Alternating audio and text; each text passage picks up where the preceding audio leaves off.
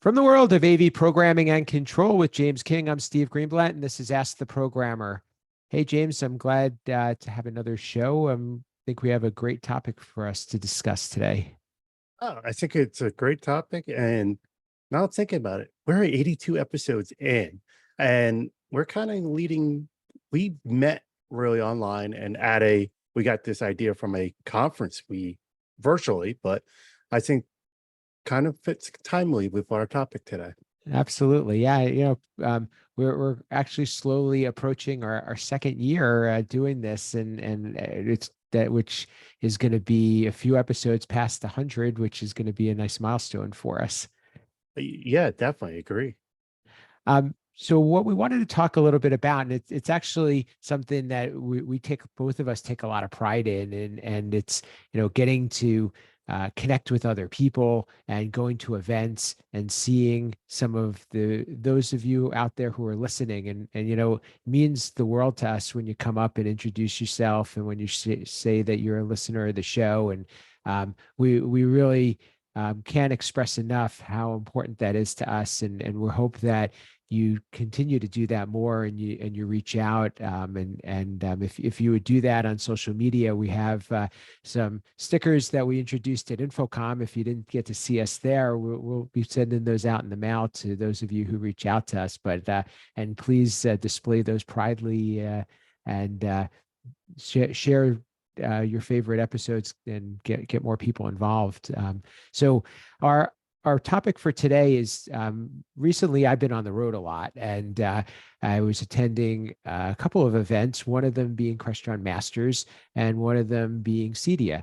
And those were really great opportunities to get out and learn and see other people and connect. And if I just start with Crestron Masters, for me, most of the value, and it probably is the case for trade shows as well, is in meeting with the other attendees as much as it is in sitting in a class or meeting with the people who are putting it on or exhibiting and so forth.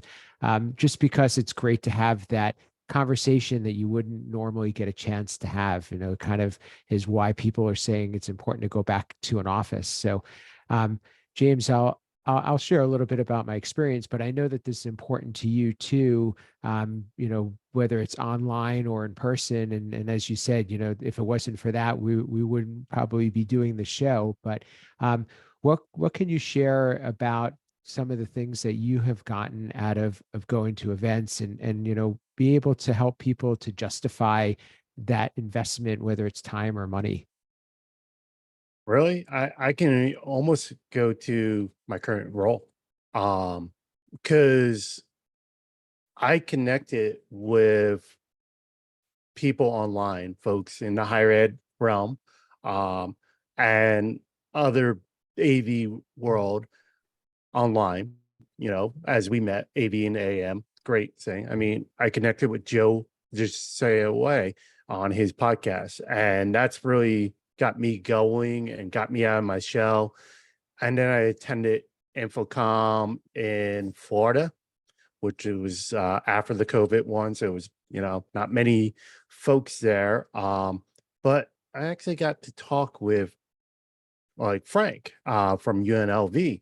And we've been connected online, and he knew the value I had, but being able to talk and be in person and that connection we made when he shared that the opening that I applied for, it was like I knew this was a place I wanted to apply for, because talking with Frank, I knew the culture of the business. I knew what they were doing.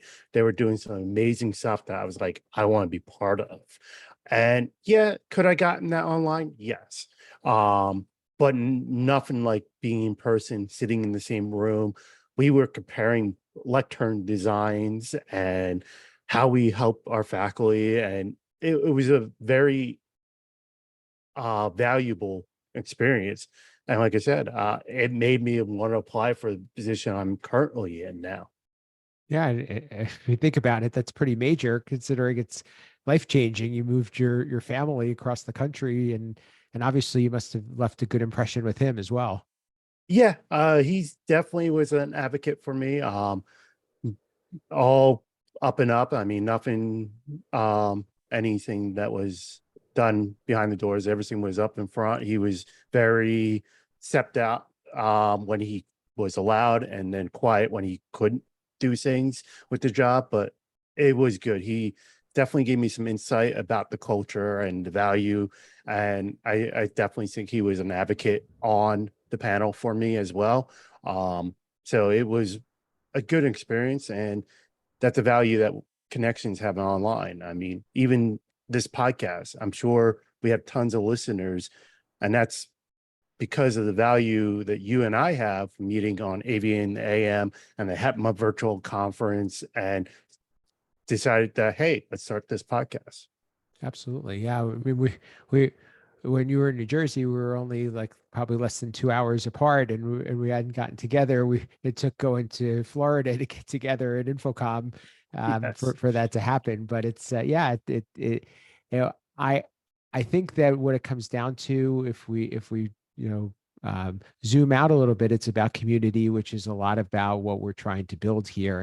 And it really is true that, people that are in this profession of AV, and I think more importantly in programming, they really care about what they do, and they really care to continue to, um, understand and learn and be able to improve, and many of them are really committed to not only the work that they do, but who they do the work with. That, and comes down to relationships with manufacturers and the other people that they work with, and I guess it's that whole adage that you want to work with your friends. It's so much easier uh, uh, to find success doing that. um well, for me, when I went to these events, it was also very rewarding, to hear some of the difference that we're making. And I think that we're trying to have these conversations and trying to, bring out topics that people could relate to. As we've talked about probably from day one, many feel like they're a person on an island or isolated, and I think that coming together at an event is a great way of overcoming that, and making connections. Um, so, uh, what would be a good way? Not everybody has control over that, though. I know that if you're a staff programmer, or you're somebody who doesn't have control over your schedule, it isn't the easiest thing to justify. Any tips that you could provide for somebody, or recommendations for somebody considering, you know, or wanting to get out and do more? Um, just know that the return on your investment will always be greater than what you're spending. It may not be monetary, it might be just the connections, the people you can leverage, or I hate using the word leverage because that sounds bad, but the people you can connect with and grow and learn from is worth the financial risk. So, like, if your job is not going to send you and you need to use PTO and put the money up, it's an investment in your education. Just like if you were going to go back to college and get a degree or a master degree or a PhD, that's something you can add to your tool belt. I know, just recently, like last InfoCom, I was attending a meeting, a HEPMA meeting, which with a manufacturer, Biamp. And as I walked onto the booth, Richard, as we know, he's been on this episode, on this podcast. Richard came up to me. He's like, "Hey, I'm a fan of Ask the Programmer." Now, I've never met Richard until that moment. It was great. We've been communicating. He's on Twitter now. He's been on Ask the Programmer. So we have that connection. In my job currently, we had a buy-in product that I had some questions about. I don't, there's just things weren't seeming right with me. So I reached out to Richard. We got on a call. We went over the full details, and he got me the answer I was looking for. A definite answer that I could go back and say, hey, this is what we need to do on this product. And that's all from the connections I made. Um, Even with the everything else. I mean, I mentioned Joe Way. He got me started with Higher Ed AV podcast, and then writing for the higher ed, and then getting involved in HEPMA and the conference and meeting Steve. Like, all that all started with just connecting. I've been at Infocom, I've been in MAB, I've been to, now I haven't been to CEDIA yet. But these events that are popping up is all because I got out of my shell and I made the connections. And then the first Infocom I went to, my work did not pay for it. I took PTO and I sent myself down to Florida and I made connections there. And I think that was the most valuable part. Wasn't the money I spent. I mean, the education classes were great, but it was the most valuable parts were the connections I made with people like Steve, like yourself, Tim Albright, Megan Detta. Like, there was so many people I connected with out there. Boy, if we get all these people to listen, we're going to get a lot of retweets. That's all I have to say. This is a good Yep. thing. Just so as a point of reference, if you want to listen back to Richard Mitchell's episode, he was on episode 71 and 72, and we also had Joe Way on, and we've yet to have Tim Albright, but we're saving a spot for him. So um, I totally agree with everything that you said, and I think you couldn't have put it any better. The thing that I would also recommend, so if you are going and you want to make a pitch to an employer, um, let them know ahead of time what you plan to get out of it and what you feel you can bring back as a result. So if you make it into something that can show return on investment, that says these are my objectives and these are the goals and these are the things that I intend to be able to bring back when I'm done. And some of those can be education, but some of those may also just be, I'm going to make sure that we're well known in, with the manufacturers that we work with, or I've now built a relationship with certain people, whether they're within the organization of that's putting on the event or within or other attendees. I'll seek them out to be able to have these assets, let's call them, in a relationship that you can then call upon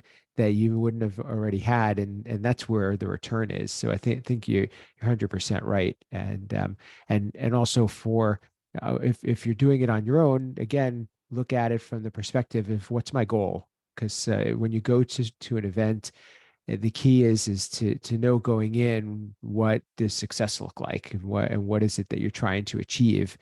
Going there and having fun, it is very valid and and can certainly be part of it, but it also needs to be accompanied by some other tangible items. I agree. And that's a advice I give anyone when they're looking at furthering their education, especially with higher education, either their bachelor's, master's, or PhDs. I always say, look at your end goal. What is your end goal? What you're trying to achieve, and then find the path that gets you there. And that's the same thing, like these trade shows. They're a lot of money. They're not just financially, but time. Time is money. We know that. So what are you trying to achieve from them? And it could be that connection, that growth that you're looking for. Like I say, you may not get financially reimbursed on that, but you're going to get assets. You're going to get connections. You're going to grow your network, get outside your bubble that might pay dividends 3, 4, 5 years down the road. Yeah, and with that, the consistency certainly compounds. So when Yep. you go to the next event, you're more comfortable, you have people to rely on, and those people can introduce you to their connections. So I think this is a great stopping point for us on this one, and I'd love to hear from people who want to talk about this some more, or if you're interested in making more connections or finding more people, or if there's a way that we can gather our listeners together so that they can get to know each other. That's really what we're trying to achieve here. So let's figure out how. If you raise your hand and you tag us, not only will you get a sticker, but we'll make sure that we start to find a way to pull this community to get to know each other. And then one way of doing that too is if you want to be on the show, please reach out to us about that as well. Um, eh, for now, James, how can people reach out to you and also keep up with what you are doing? Uh, Trying to keep up with what I'm doing is hard because even I have a hard time doing that. But you can always find me on Twitter, AV_James King. Sunday mornings with AV in the AM. I do write for the Higher Ed Digital Magazine, the IT and AV column that comes out monthly. Anything with HEPMA, the AV Life, that's the programmer. You Google me, you'll find me. And look at this, just in a few short years, see what happens when you get yourself involved. Yep. Um, for me, you can reach me at Steve Greenblatt on social media, and my company, Control Concepts, at controlconcepts.net. I do some writing there. I do some writing for AV Network as well as Commercial Integrator. And all of these contacts too, even with the media, they're all built out of reaching out and just offering some value. So just another good example. But please continue to share this show, send us a review, and let us know what you want to hear more about. We want to hear from you. You can hear this on your favorite podcast player as well as on YouTube. You can see the video, and we look forward to hearing from you. And until then, this has been Ask the Programmer.